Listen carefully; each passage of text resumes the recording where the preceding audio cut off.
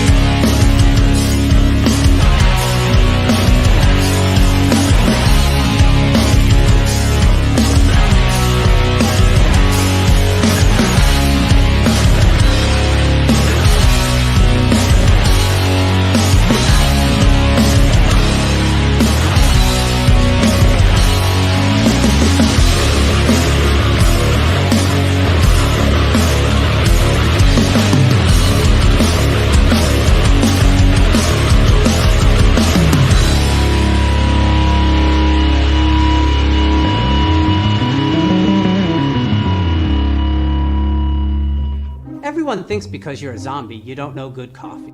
Well, they're wrong. We have very active lifestyles. It's not all wandering the countryside aimlessly or scaring passing motorists. And we all love a good cup of joe. And there's only one brew that gets my seal of approval. Deadly Grounds coffee is my guilty pleasure. Bold, robust, delicious. It's coffee that can wake the dead. With over a dozen different roasts and flavors, Deadly Grounds can satisfy the most finicky of coffee addicts. The aroma is so intoxicating. It brings all of my neighbors out of the woodwork. Deadly Grounds coffee. Coffee to die for and zombie approved. It's good to get a little deadly.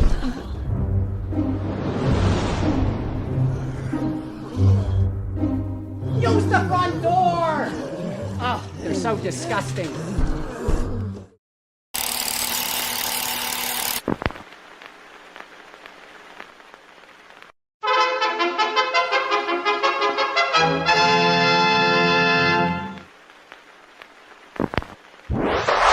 Persons under 18 will not be admitted.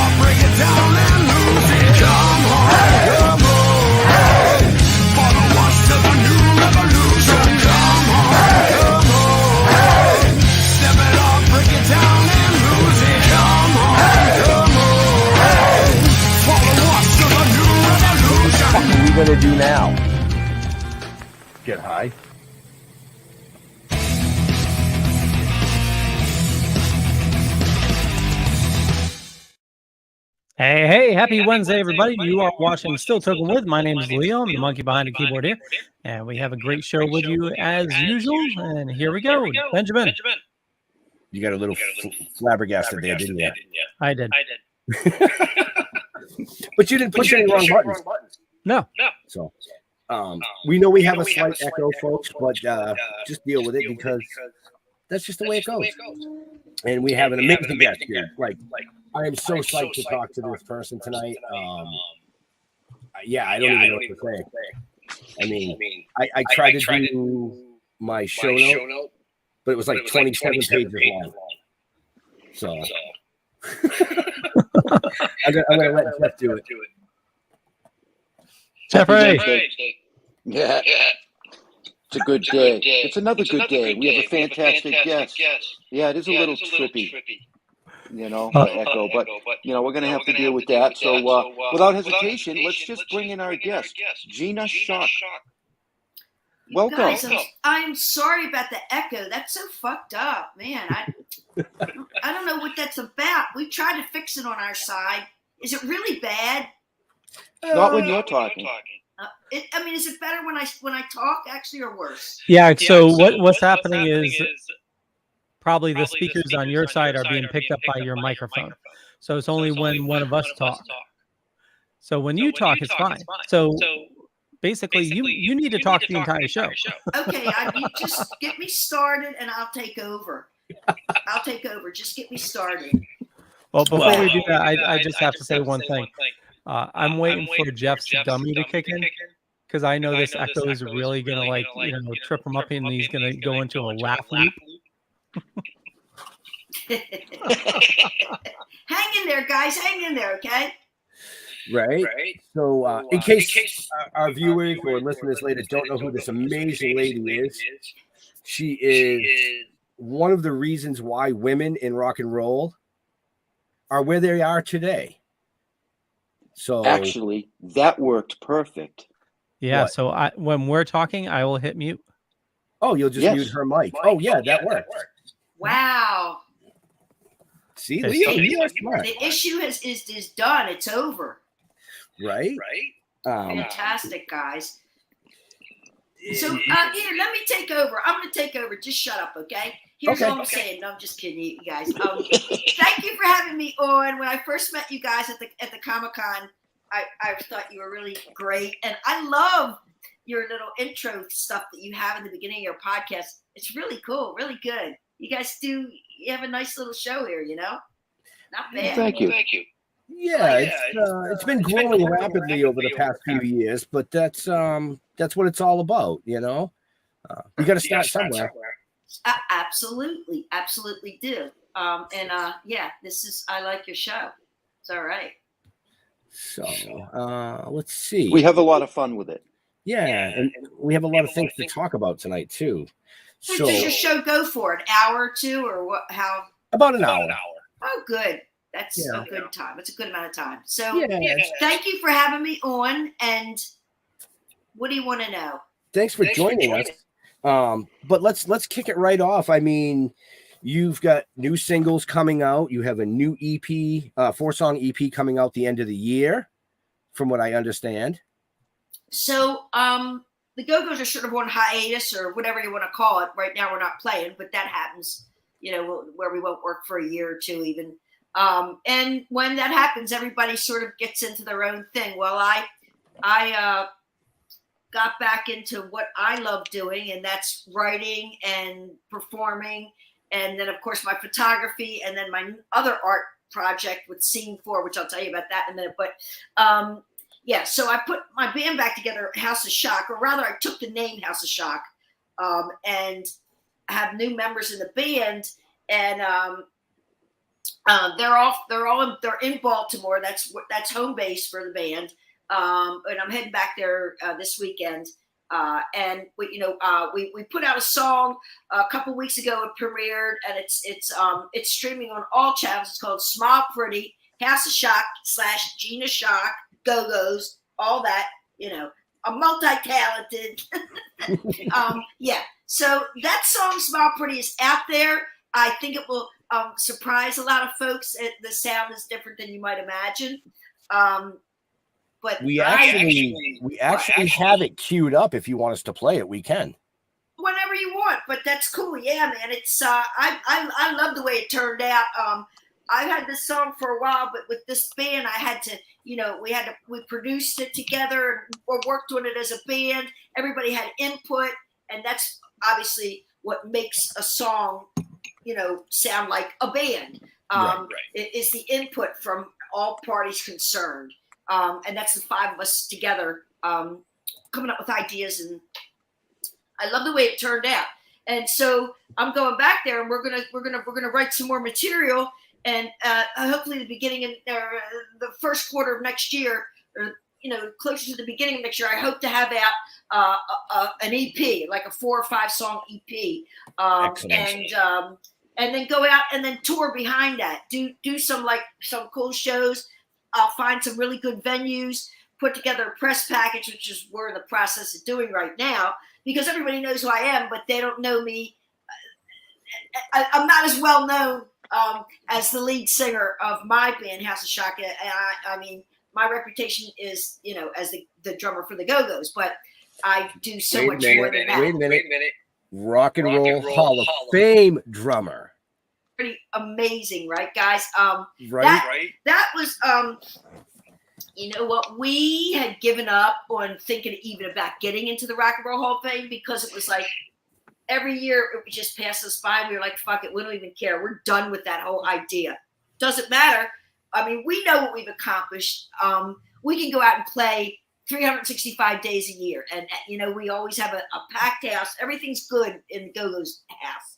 And so we just had sort of given up on it. And then, of course, that's when it happens, So, call us up. You're going to be you're nominated. Okay, boom, you're inducted. We're all there hanging out with Paul McCartney. And, it was an amazing evening, you guys. And I have to say that, like, after poo-pooing it about, like, we don't care, it's really kind of cool to be in that club.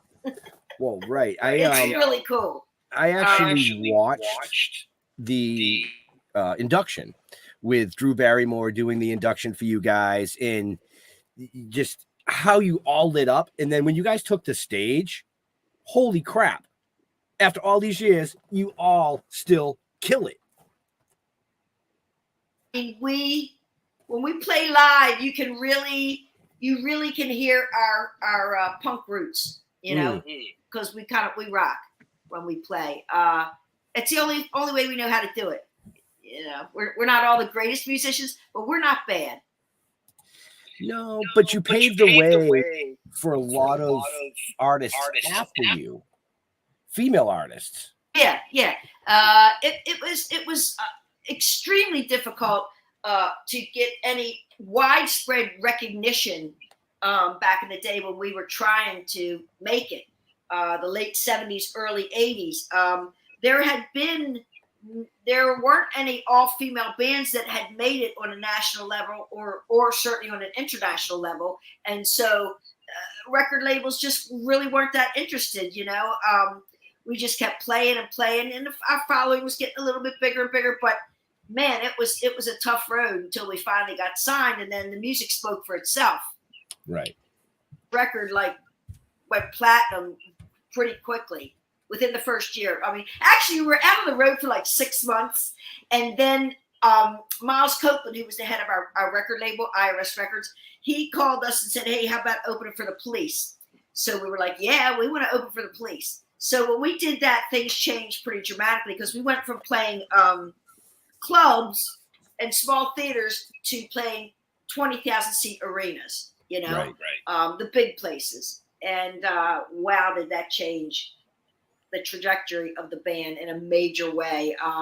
And then we did Saturday Night Live, and then like the week after that it went platinum, and it was snowball effect. It just kept happening, getting bigger and bigger and bigger, and it was something else.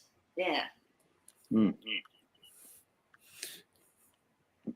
a little I'm kind of funny. I mean, I grew up listening to this stuff, in my early years, as they say. I mean, I'm not that old yet. Maybe. Nah. You're only as old as you think, Right.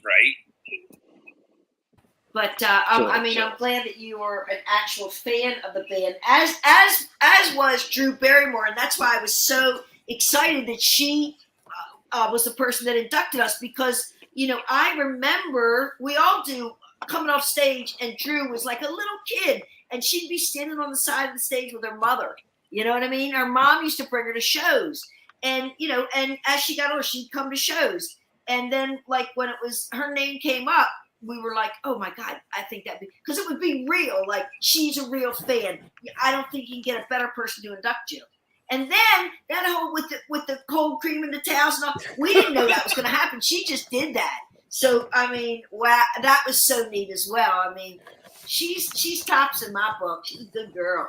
So proud of her and the way she turned out. She worked hard and, got messed up along the way like we all did, but she made it through the tough periods of time. And look, she's unstoppable now. And she loves the Go-Go's, hey. Right. But the Go-Go's, like I said, the Go-Go's paved the way for a lot of young female artists in the entertainment industry. I mean, at the time, you know what, Ben? At the time, I don't think, and none of us were like even thinking about that. We were just having a great time, and we were working like dogs, but we were having so much fun, and it's only in retrospect that you see, what you've accomplished. And, when I go out and I meet folks, people walk up to me all the time and say, oh my God, you're the reason that I picked up a drum kit. You're the reason that I started to write songs. You're the reason I wanted to be in a band. And to me, I mean, that's just about as good as it gets. I mean, God damn, to think you inspired someone to want to pick up an instrument or to want to take pen to paper, that's all just about the best feeling. Because, like the noblest profession of all is being a teacher. And that's where you sort of feel like you're taking the teacher reins there. You know what I mean? It's a great feeling. Because you're contributing. You're really contributing, Yeah. You were an influencer before influencing was even a thing. It's true. Yeah. Before the word was so commonly used as it is today. Right. But you have a book out. Oh, geez. Yes. Made in Hollywood. Another thing that was brewing for decades, believe me, I sort of unknowingly became the archivist of the band. I just I save everything. I mean, I'm not a hoarder, but I save stuff that's like important to me. And my whole life has been just one thing after the next that was like a dream that I can't believe it's really happening to me. This kid from Dundalk, I mean, I just had a dream. I grew up in a very blue-collar, working-class neighborhood. I'm really proud of that. My humble upbringing, and I think that helped set like a pretty good foundation for me not becoming too much of a mess. But anyway, wait, now I got lost on what I was saying. Fuck. I go off on these tangents. It's terrible. Because it's like I could sit here and just tell you one story after the next. You name somebody, give me a name. I got a story, Well, how about this? I do have some photos from the book. My point about the book is, you guys, is sort of, from my viewpoint,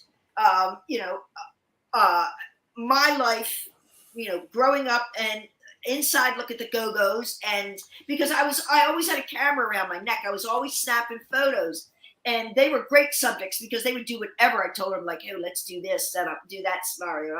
Everybody willing subjects. So to my madness. So that was always fun. And there came a time where I would bring the photos out on the bus, and we'd look at them and get hysterical, and everybody would say, man, you need to put a book together. We need to have that out there so people can see it. And then finally, I found someone to help me do that because it seemed to me to be an overwhelming task. The thought of going through over 40 years worth of photos was just, I couldn't handle the thought of that. But I found a guy that helped me do it.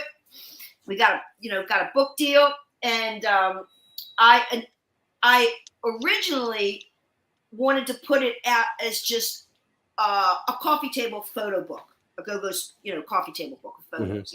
Mm-hmm. But then the publisher offered me more money, of course, and also taught, the value of having some text, having something written, words written with the photos. And I didn't know that I was capable of that because I was like, oh my God, it's going to be like writing a book. I've never done that. I don't know if I can do that. And the guy that I was working with, he was like, why don't you give it a try? you know what? It started flowing, and the words were pouring out because, you know, guys, when you look at a photo, you remember everything. You know, it's like hearing a song, looking at a photo. And so I wound up like having like over 25,000 words, and I didn't think I could do that. But as I say, it was easy to look at the photo and tell like exactly what was going on at that moment in time, and also during that period of time what was happening. So it was one story after the next, you know. Wow. And every word is mine. So it's like you read you can open that book anywhere. It's like we're having a conversation when you read it. Easy reading. Yeah. So yeah, I was gonna say every photo is worth 1,000 words. So right. And they can find the link to Gina's book in the show notes, up above or down below, depending on where you're watching or listening to us. I'm so proud of that book. I really am. I didn't think I could do it. I didn't think I could get all these photos together, first of all. But you know, I actually could do another one right now, another book of photos. I have so much stuff, guys. It's unbelievable all that I have. So I could do another one right now, actually. But I got so much going on. Maybe I'll get to that. But it turned out really well. I'm like I said, I'm proud of it. Right. we do have some photos, right? Yeah. So I'm going to pull up a photo, and you can kind of give us a little story to it if you'd like. So let's start with this one here. Well, there you go. I wrote it on the Polaroid. That is when we opened for the Stones. We were on tour, and we got a call. Hey, the Stones would like you to come out and do a show with them. Or they wanted us to do the tour, but we had a tour book. We couldn't. But what we did do is we postponed the show, and we went to Rockford, Illinois, which was the smallest venue they were playing in on that tour. So that was a thrill, right in itself. It was a 10,000 seater. That was small for them. And so we did the show with them. Got to meet everybody in the band. And I went out. I got to sit on Charlie's kit and play with his kit. And I remember his drum tech telling me that the rug that the kit was sitting on was far more valuable than the drum kit, which I thought, that's a Charlie thing, I'd say, you know. And Charlie was so cool, and just he epitomized class, man. The guy was really something really special kind of guy.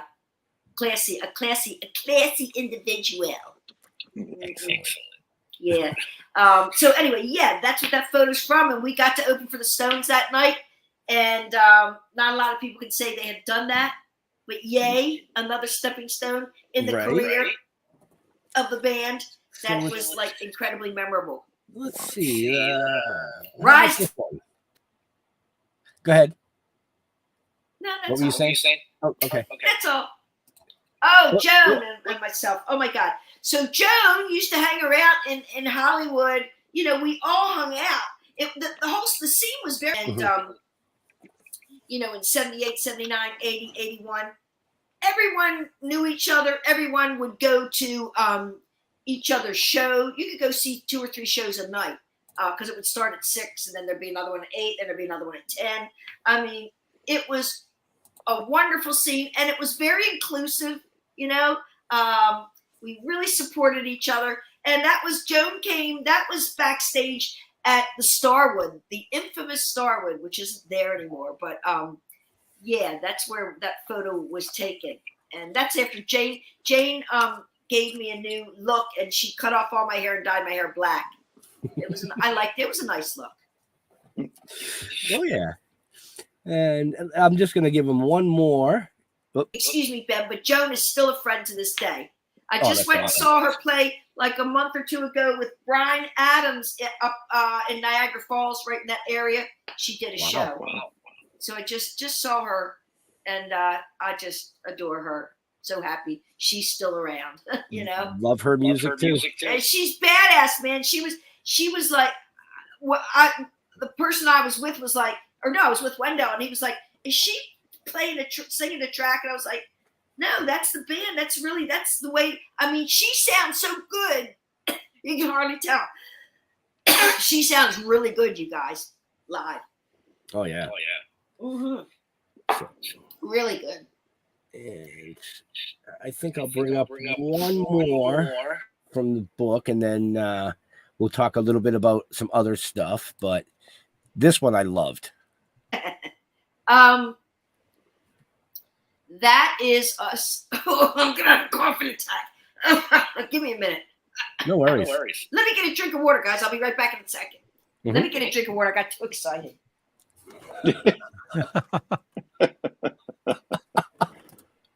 Wow, a lot of history there, man.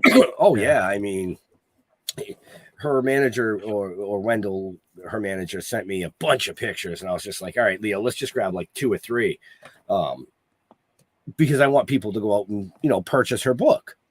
Right. Like I said, it's in the show notes, folks, up above or down below. Hopefully we'll get to play her new track when she comes back. But we have a bunch of other stuff to talk about. So anyway, should I play the track while we wait for her? Actually, yeah, you can if you want to. Let's do that. Okay. Well, she's getting a drink of water, and if she comes back, we'll just cut it. Awesome. Here we go.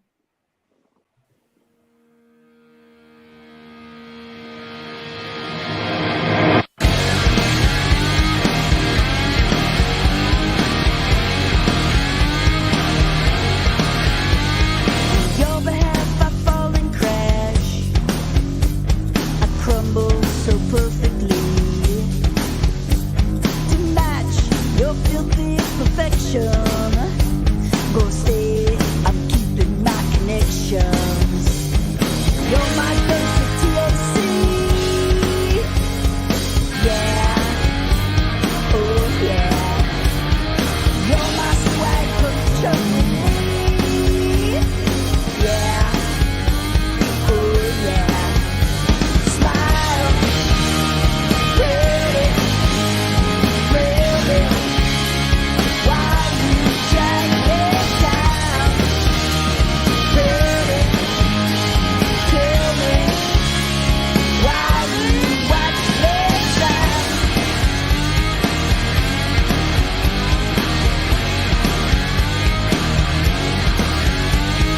Grab a chain and yank it hard.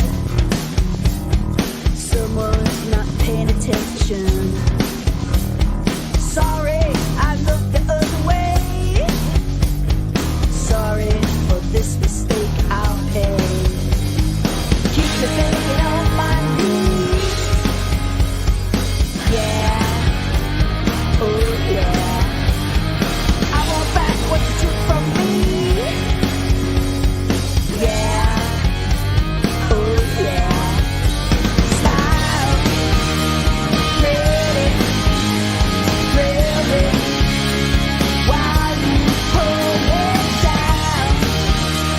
Pretty, tell me why you watch me drown?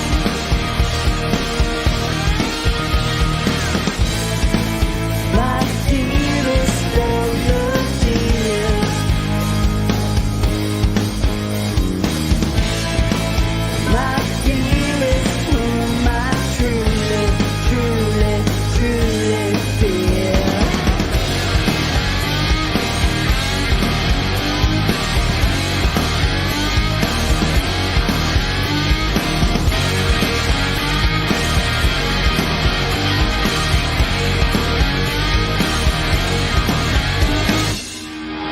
Smile, pretty, pretty. Why you hold me down? Pretty, tell me why you watch me drown? Oh, so beautiful, so beautiful, so beautiful. Yeah, yeah, you're perfect, beautiful, so beautiful. Why you take me down? So beautiful, so beautiful, yeah. You're beautiful,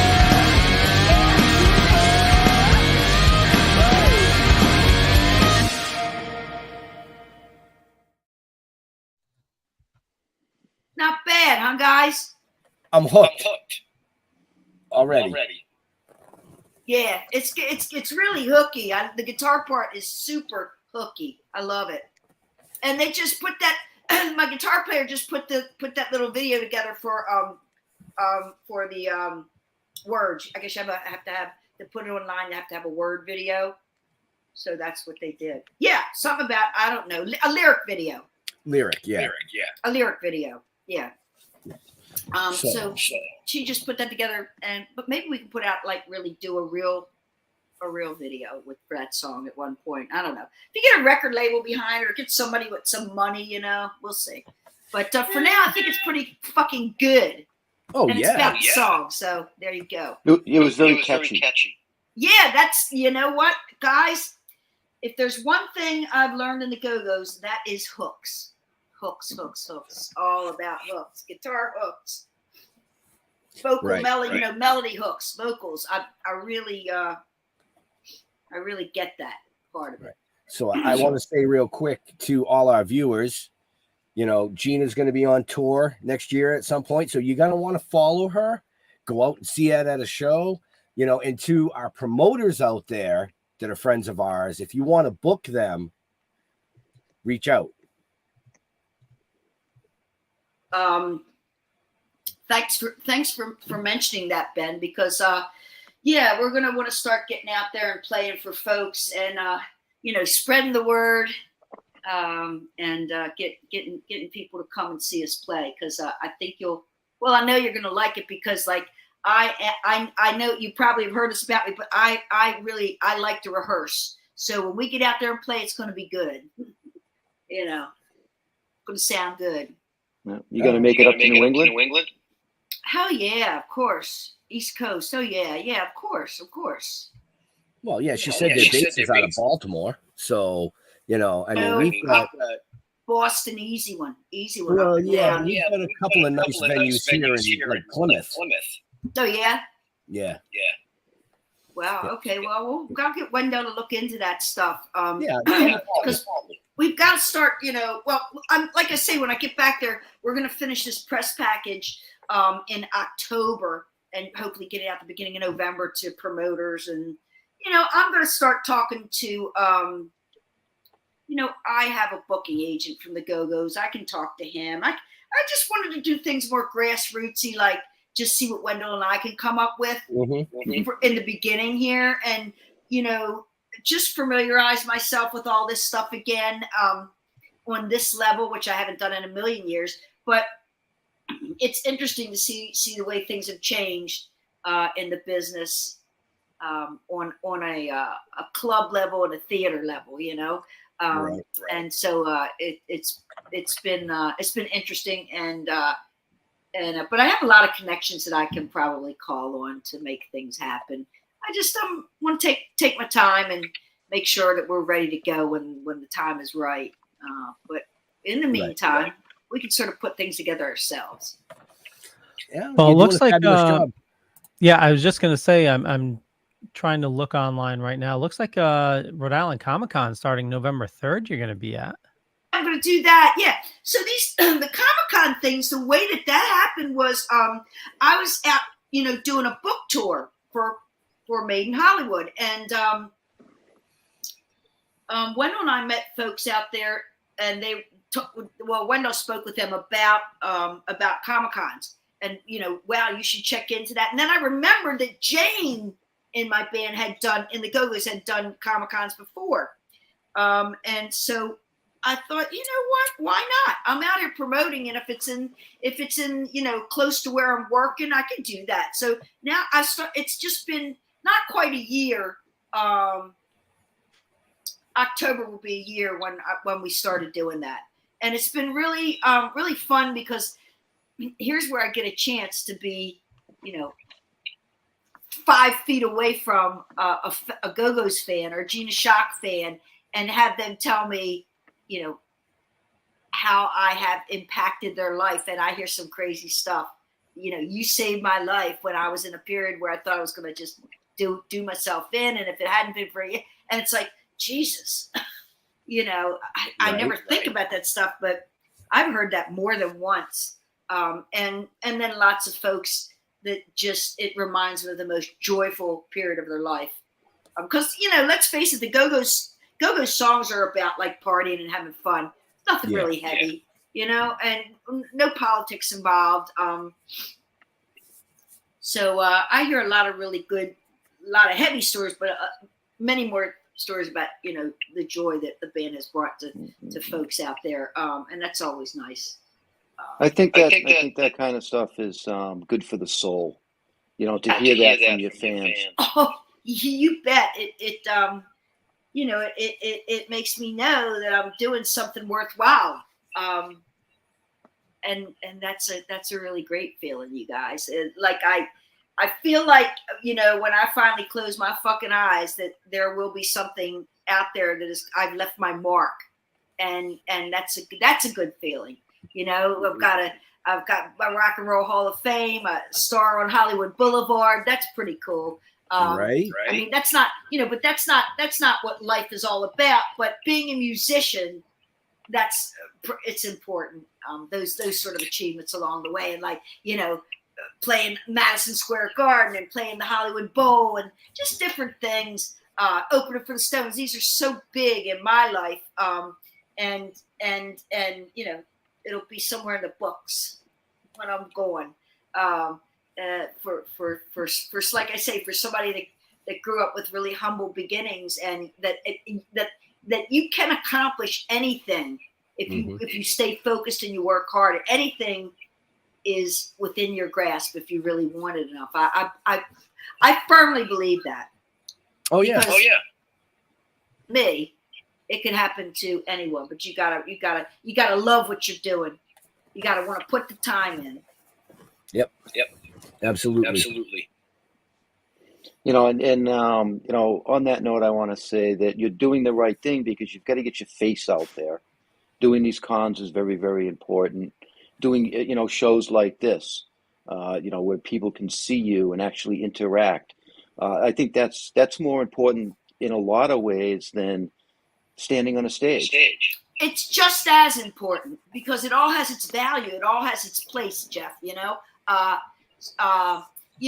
I'm talking about getting awards and all that stuff, but something that's really important to me is what's happening in this country to folks our age and their parents that are aging and getting sick. And it seems like everybody's getting dementia or Alzheimer's, and it's like a major fucking dilemma in this country. And it doesn't have the voice that it needs out there. And I want to start talking about that more, because I took 6 or 7 years of my life to take care of my parents. I brought them from Baltimore. My dad just passed in 2021. I stopped I stopped writing. I had written songs that Selena Gomez did and that Miley Cyrus covered, both those artists. And it was sort of a good time in my songwriting career. It was like, it was coming together in a way that it never did in the Go-Go's. And so I was really proud of that. And then I just sort of walked away from that to take care of my parents. And it is one of the hardest, but one of the most important, best things I've ever done in my life. And thank God that I had the means to take care of my parents, because I know so many people that are having to fucking sell their house, or, they take away the person that's sick, they take away everything. They cash it all in. Okay. And then if you have to go into like a state run place, forget it, man. Those facilities are so horrible. And this is like something's happening that needs a lot more press. It needs to be talked about. I want to talk about that more. I'm going to work with this woman who wrote this book called Funny Farm. And it was on the New York Times best-selling list 2 years ago. And I'm going to meet Marjorie. Well, I've met her already, but I'm going to start trying to work with her. We've already discussed about doing a book. And she was like, you know what? This would be great. I mean, this is happening to a lot of people, but your perspective is a little different, because this would be like, this would be from someone in your shoes, meaning myself, what my perspective of what it's like being in a hugely successful rock band and, walking away from everything and taking care of my mom and dad, and the journey. that I have been on taking care of them. And everybody can relate to it, except that it'll be a little different because I'm who I am, and I'm not, just. Well, right. But anyway, so yeah, I'm hopefully gonna get a book written with Marjorie about that journey with my parents, because they were my biggest influence, and they were always there for me. They were very supportive of everything I've done. A lot of people, and I hear this a lot, you guys, women will come up to me and say, oh, in school, I was discouraged from playing drums. I told my music teacher I want to play drums, and they would say, oh no, girls don't play drums. And they were like, because of you, I knew that I could do that. So I just played anyway. I learned on my own. And so it was like, wow. And then parents would discourage it as well. My mom was like, I wish you were a singer, but you go ahead and play drums if that's what you want to do. And they were there for me when I put everything I own in my father's pickup truck, and me and a friend from high school drove across country. I knew 3 people in LA, and went over there seeking fame and fortune. Like, I'm going to make it. I mean, and how difficult that would be for a parent to let the baby, I was a baby in the family. Well, I was 21, pick up everything and drive across country. I remember the main thing they were worried about was me joining a cult. That was really big. Yeah. Please don't join any cults, Gina. And I was like, Mama, I don't worry about that. I won't. Yeah.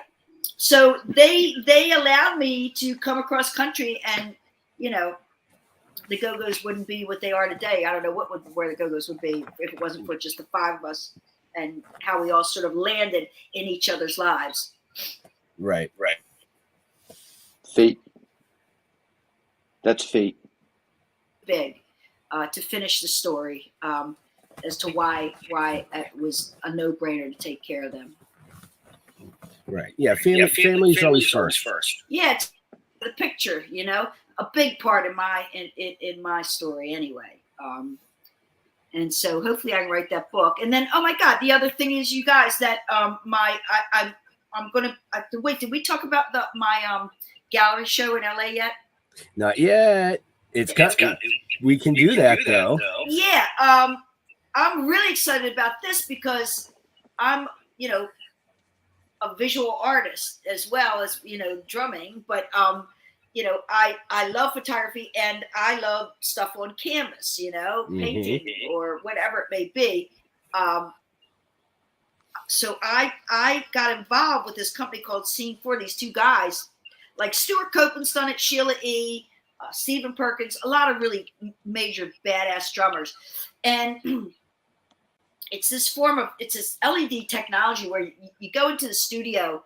The studio is completely black. My drums are set up. They hand me these 2 sticks with LED lights in them, and they move up and down as you can shake it. You know what I mean? Like one of those little sticks that they give you at concerts where lights, the fluid inside of it moves up and down. Well, that's sort of what it is. Oh, these are LED lights. So according to how I am, and there's, of someone photographing this whole thing, and there's all these lights that are happening as they're click, click, click, click. All these different lights are strobing. And so the effect, the what comes out of this is, and then they put it in a computer. Wait, I'm getting ahead of myself. Anyway, so I sat down and I would play different beats or different songs. And then they'd say, okay, hit the drum on this angle, or, hit the cymbals a couple times. Anyway, I followed their lead, and they said, we feed this into a computer, and it comes out, and we're putting it on. The end result is going to be on canvas. And it looks so fucking cool, you guys. It is the neatest thing. Have you seen it? Because it's really I good. actually have a picture that was sent to me. So wow, there you go. That is one of them. So Gina has 5 of these out already. And from what I hear, there'll be 6 new ones coming out at the end of October. They asked me to pick out 5 or 6 of them, 6 or 7. And it was like practically impossible to choose them because they're all really cool in their own way. They all say something different about what I was playing, and the speed and the speed that I was playing things, and according to how the lights were moving. That was really a day well spent. And now I have some art on canvas, which I love. So I'm really excited about that. So we're going to do a show where it'll be like maybe one side of the room will be my stuff, the LED stuff on canvas, and then the other side will be, I think maybe we might do just Polaroids out of Made in Hollywood. Because I'd love to do Polaroids are so cool. And, it's of course, I had my Canon AE1 and I was taking, my 24 millimeter. Anyway, I was taking regular film. And then I got into a phase where I just wanted to take nothing but Polaroids. So for a couple of years, I just took Polaroids. And they're really cool in the book. I love that. Thinking I could do the Polaroid period, Right. I still have my Polaroid. I still got it. My dad worked for Polaroid. Oh, no kidding. That's so neat. Well, I went out and bought a couple more, and I do have the original one, but it's pretty fucked up. You know what? I'm going to show you that right now that you brought it up. You know what? Tell your dad. I worked for a company that sold some of those, and like right before they stopped making it, I told them, hey, we got to buy as much film as we could. Obviously, they ignored me. And the price of like Polaroid film like skyrocketed. Oh my because they God, weren't yeah. making it anymore. And there's like a whole like market for like old film, because it gives like a special effect when they use it. My original Polaroid, look at that. Oh, wow. That's probably what I took the Polaroids on. This, and then this. That should be in a museum. This. Now you open this one up. Well, that one. And then I went out and bought the newer one like a couple years ago. Polaroid time. Yeah. So yeah, I was into Polaroids, but this is the original right here. And it was like, this is like supposed to be leather, I think, but it's not. Look at it. It's all fucked up. Wow. What's that from? Guess. Oh my God, you guys. The Eurythmics. November 13th, 1983. Wow. Wait, how do I get that on there? Can you see it? Yep. That was in I know when this was. This was when the first time that we went and met Annie and Dave, and they were playing at a university that was right outside of where we were recording our third album, Talk Show. And so we went to see them play. Wow. And I must have stuck that pass on there. And I took Polaroids, and they're in the book. What you should do is like maybe contact Sotheby's or something. I'm sure that would like, go for a pretty penny. What? And you know what else I got, guys? I had every single tour book. Every single tour book from every tour, from the beginning to the end. And I would write in them, like if the show was good or shitty, I'd write it in the tour book. And, write down things that were happening, fights that we were having with each other, just what nonsense. I have every backstage pass, every laminate pass. I have every pass. Wow. From every show that I've ever gone to. I have every ticket from every show that I've ever gone to. As you can see, my first Led Zeppelin opener for The Who in the book. Mm-hmm. I have every ticket for every show. Wow. No. They don't even give tickets. They don't give tickets like that anymore. No. And the biggest music fan, or one of them, on this planet Earth. I'm telling you, it was in my every fiber of my being since I was a kid. It's all I cared about. I couldn't, that and taking photographs, I was really, really into that. And I remember sitting up late. I was like the only kid in grade school with dark circles under my eyes because I would sit up all night and watch TV with my mom. And so then hence I was into old films. So, my two favorites. So you've done so many things, but is there one band out there that you never got the opportunity to play with that you would love to play with? Well,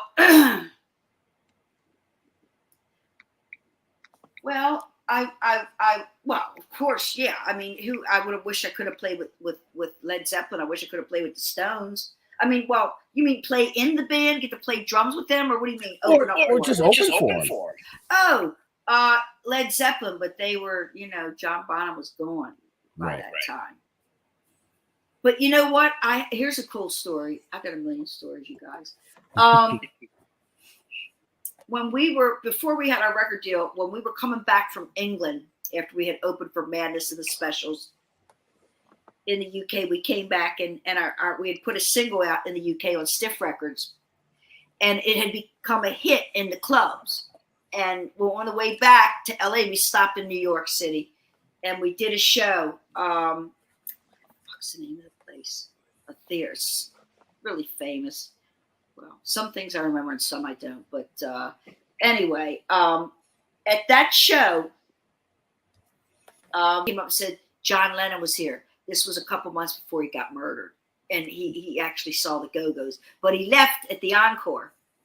But Pete Townsend was there. He came back, and I got to meet him, and David Bowie was there, and I got to meet him for the first time ever. Wow. People that you fucking idolize.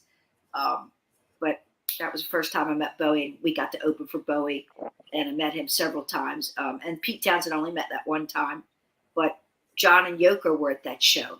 That was really cool. Now, didn't you do some drumming for Aha? You know what I did? When they first came to the States, they needed somebody to play drums with them on all the TV shows. So I did that.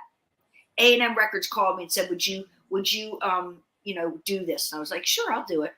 They were a nice guys, super nice guys. And they were all so beautiful. Oh my God, really good looking.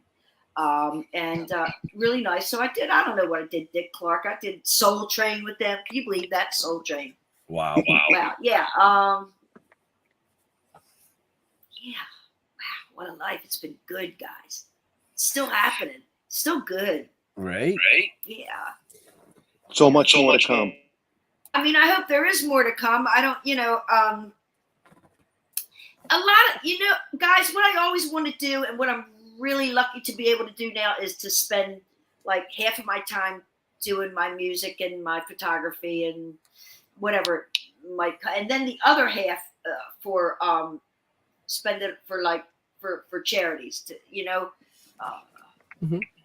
like I said about calling attention to the Alzheimer's dementia issue, and then like different animal organizations that I am on the board of directors for, like Muttville and Funny Farm back east and Pitties and Purrs and all anything to do with animals. I want to help out, and so I'm involved in that in a way that I instead of just giving money now, I can actually, I think, spend time. Because I've always been, I could only ever give money, but now I went to the Funny Farm, I went to Pitties and Purrs, and that's kind of nice to be able to do that and actually go there and see the places that are housing all these poor little critters, and giving them a new life, giving them a reason to live and a place to have a nice life for whatever the remainder of that may be. All this stuff is really important to me and has been for a long time. But now, like I said, I can actually have a more hands-on approach to all this stuff, and that's kind of nice. Right. Did you have any rescues? Go ahead. Sorry. Yeah. Do you have any rescues yourself? 1990s when I started rescuing. Mm-hmm. Wow. You guys, next to my bed, I have like 7 boxes of ashes. Wow. Because here's the thing I learned. When I first wanted, I grew up with a dog. I always had dogs when I was a kid. And when I got my first dog when I was in LA, when I was in LA with, and in the Go-Go's, Noodles and Floyd, it was 2 of them. Anyway, the thing that I learned when I went into the animal care and control facility down there was you walk over to the puppies because they're puppies and you're like, oh, they're so fucking cute, He said, don't worry about them. They'll get adopted. The ones that we put down daily are the old ones. Nobody wants the old ones. And that changed my perception completely. From then on, it was about rescuing old dogs. And that's how I've made acquaintance with several, like for instance, Muttville, a woman named Sherry Franklin runs that, and they rescue old dogs. And you know, that's what I've been doing for now 30 years. Wow. You know, rescuing ones that are, I'll just take whatever I have, what comes my way. Right now I have Penny. She just, whatever, that's another story. But, you know, I just figure a lot of people, first of all, people don't want to deal with a dog that has to be given medications throughout the day. And a lot of people can't afford it. And once again, I can do that. So you know what? I'll do it. That's my part. I can do that. So I'll be happy to do it. So yeah, it's all about rescuing older dogs. But I mean, but whatever. You know, I'm like a fucking magnet for dogs. I walk down the street and they all run towards me. It's like, wow, don't get another one now. But yeah. I'm an old dog. You want to rescue me? Yeah, somebody needs to rescue me, baby. No, I'm like, everything's good. Everything's good. But I feel like there's so much I want to do, you know, and there's only so many hours in the day. Right. We, Leo, you're muted. Oh, sorry. I was saying, you know, that's what keeps you young. You know, you're a creative, so constantly thinking about things to do and everything. You know, just that like you said in the beginning, it's you know, only as old as you feel. You know. Yeah, well, you know, and the thing is that I'm used to being busy. You know, that's the way I was brought up.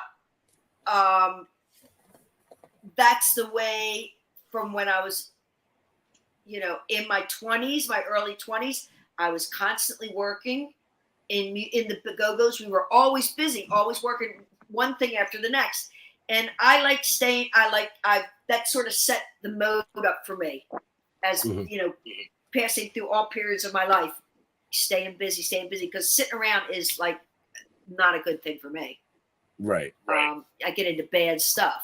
You know, you think too much. You think too much. You got to pull yourself out of yourself and put your focus on others, on other things. How can you help? What can you do? You know, can I take these couple of chords and make a great song? Can I take these couple of words that I've written down and make some cool lyrics? To even, you know, from that amount of stuff to going out and rescuing a little critter or whatever it may be. Helping somebody out walking down the street, an old lady. So I don't know.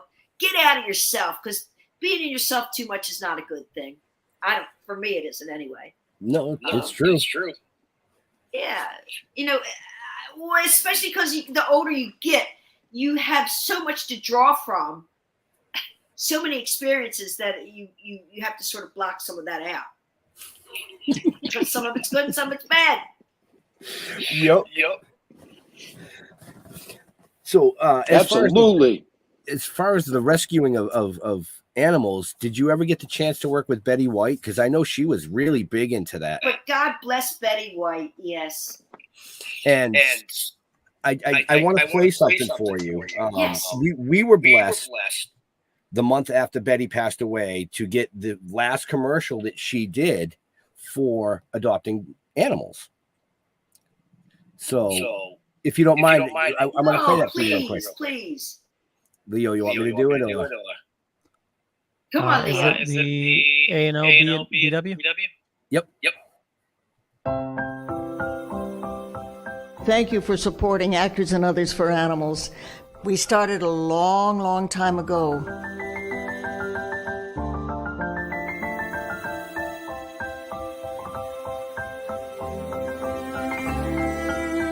So when you find an organization like Actors and Others for Animals, it sort of unites all of those of us who want to pay back something for all the joy we get out of animals. Please keep up the good work. Believe me, it's deeply appreciated. Oh, what an angel she was, huh? Yep. Yeah, good woman. So smart and creative and yeah. Well, you opened that up when you were talking about how you rescue animals, and I said to myself, wow, we still have that that commercial that was sent to us by her PR firm literally the month after she passed away. We were honored just to be able to have it. I would be, yeah, sure. Yeah, she was a giver, huh? Right. So I do want to say to our viewers and our listeners, we only have a few minutes left with this amazing, amazing lady. So if you have questions or comments, I suggest you get them in the chat ASAP, because we've got to let her get back to her life. But I do want to say, if you're interested in her artwork, it's in the show notes up above or down below, as well as her book. And you can always just follow her online and see all the amazing things that she's doing. Yeah, thank you for that shout out, Ben. Well, the show is about you. Well, yeah, it's about us. It's about the four of us.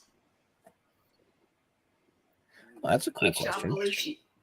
Oh, John was a friend of ours. He came. We met John when we did Saturday Night Live. He wasn't on Saturday Night Live. He had just left, but he showed up. He came. Oh, we first met him in L.A. He came to one of our first gigs at the Whiskey, and we met him. And he was such a great guy, so kind and generous, and brilliant comedic art that he gave the world. And we, Kathy and myself, got to be kind of good friends with he and his wife Judy over the years. And John would come out and he would introduce us when we would play. He'd come out and, here's the Go-Go's, and talk about all of us.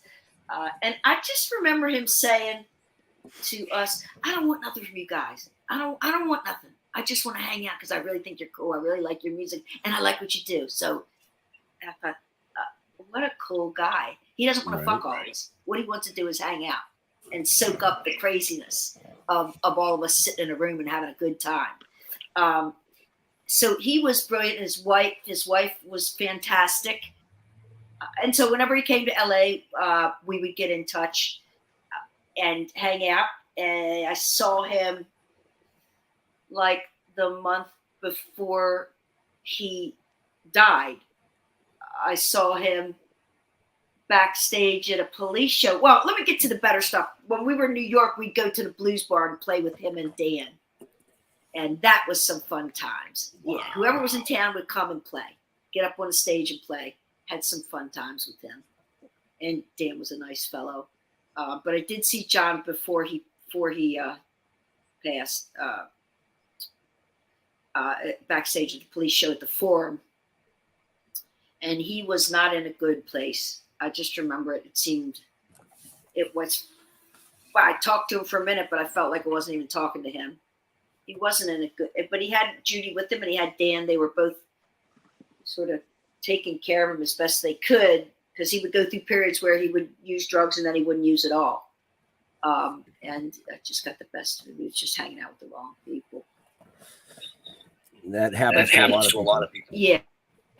Because look, everybody in my business goes through a period of using too much of something.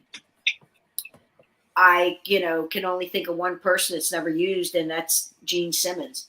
But everybody else has used, if not had a problem with substance abuse.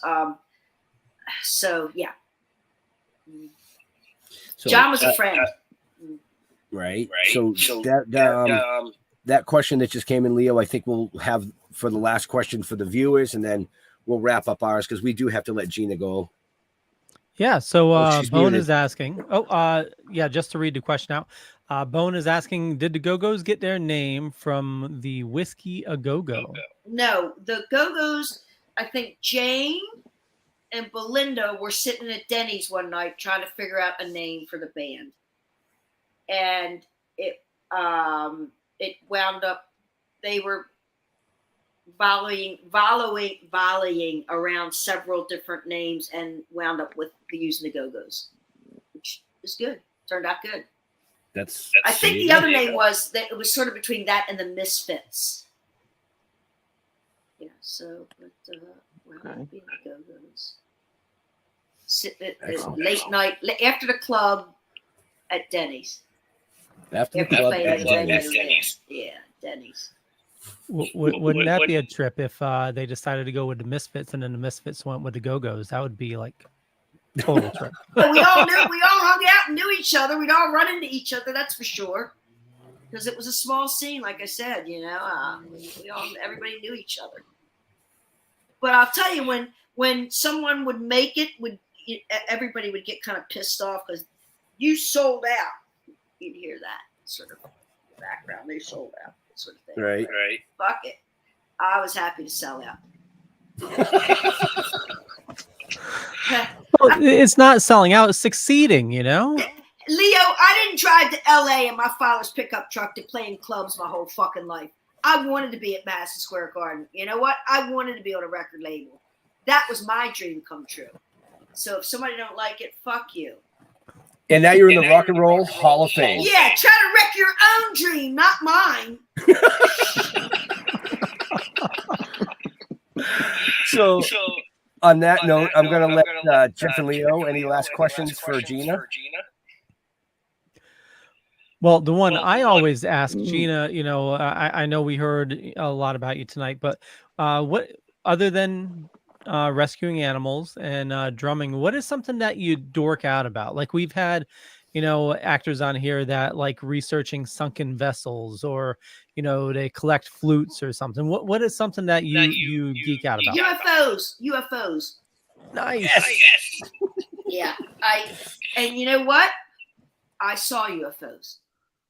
I'm not a bullshitter, you guys. Let me just tell you, I'm not a bullshitter, but I saw fucking UFOs out my back door at this house here in San Francisco. And I was screaming, there's UFOs! I was screaming. And the caregiver at the time was downstairs with my dad, and he ran up the steps and he saw him, so I have a witness. But it looked like a Pac-Man game. It were these brilliant whites, and I guess it would have been like looking like, because I'm in San Francisco, so it would have been in the bay. Would have been over the bay. There were really thick black clouds. It looked like it was going to be a major storm. And on one side it was kind of white clouds, and the other side was black, pitch black. In the middle it was blue. And in the middle there were these white objects. It was 6 or 7 of them. And they were just sort of like following each other, like it was like a game. It looked like a fucking Pac-Man game, you guys. It really did.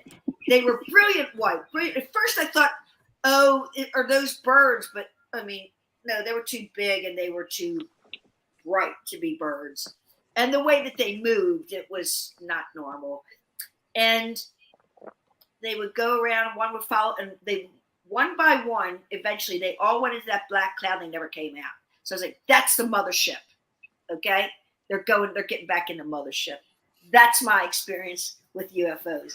And and you know what? I feel like a crazy person saying it, because anybody, when those words come out of your mouth, or if you're so lucky as to have those words come out of your mouth, you can hardly believe it yourself.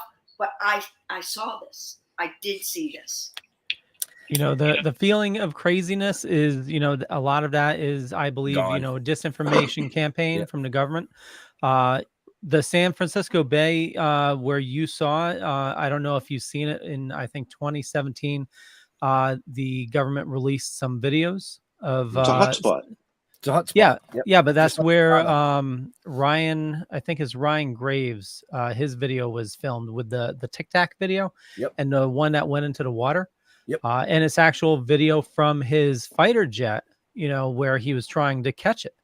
And that's was released by the government. And David Grush is a whistleblower right now trying to bring forward disclosure. This lately, yeah. And it's the guy that's been talking about it on TV. Yep. Yeah. It's coming out. I don't know. It's kind of scary, guys. Just remember, I do recall what... oh, for God's sakes! Now here I go with another name. What is the name of that fellow? He was like a quadriplegic, the brilliant guy. Stephen Hawking. David Hawkins. I remember him saying if they are UFOs, or if they are out there, be afraid. Well, because obviously they're far more advanced than anything we can even imagine it, and I mean, so advanced. So we better pray that they want to do something to help us out. Well, they say Jimmy Carter, when he was told the truth about the aliens, that he cried for several days.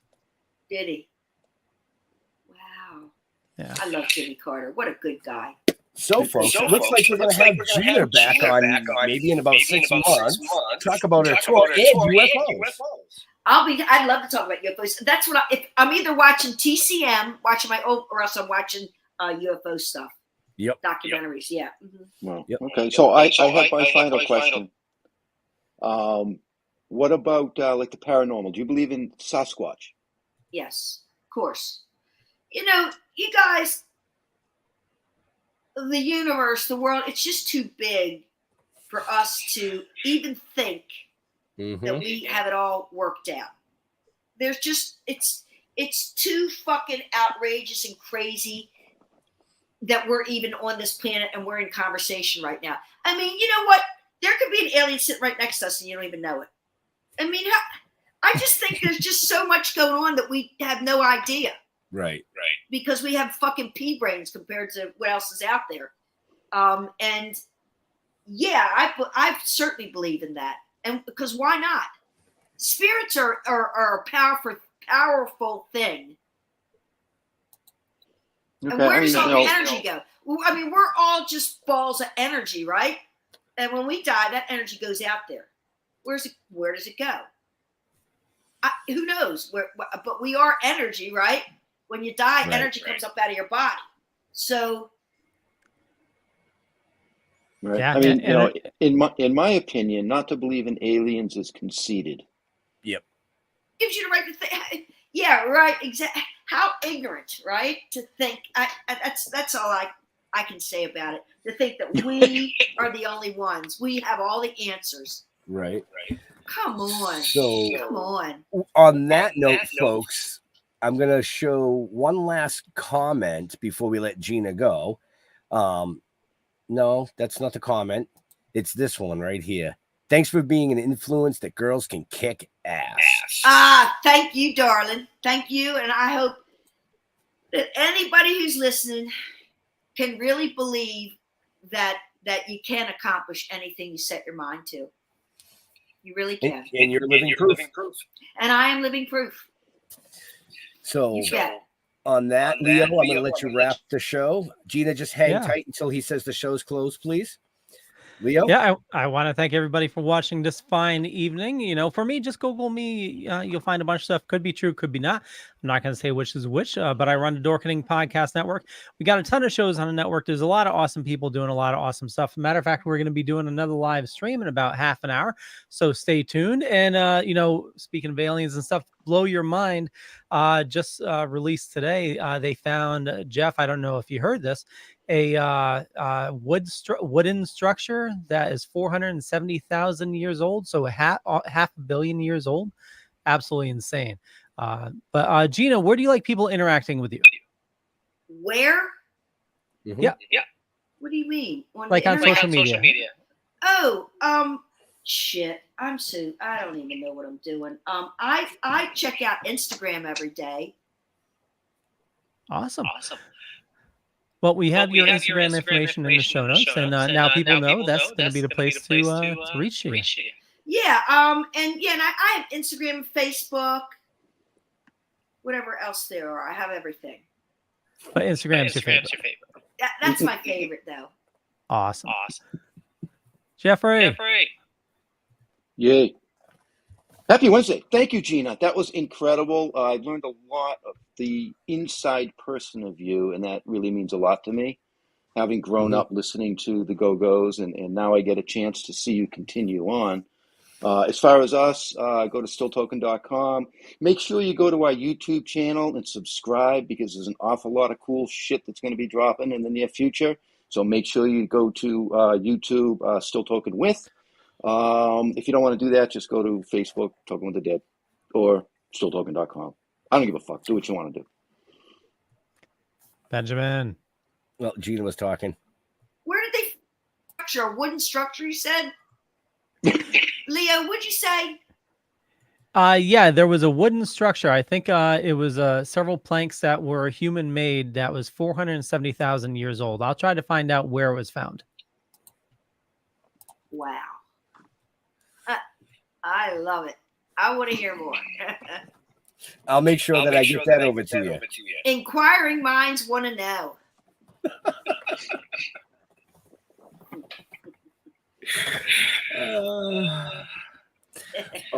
Do I get to close the show out?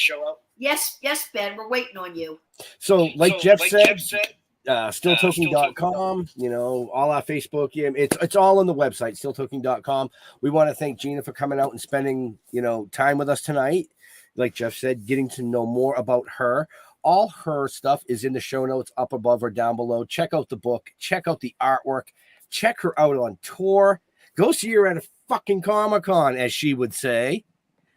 But to all our veterans and first responders, we want to thank you for doing what you do so people like us can do what we do. Stay safe. We'll see you next week. We're out of here.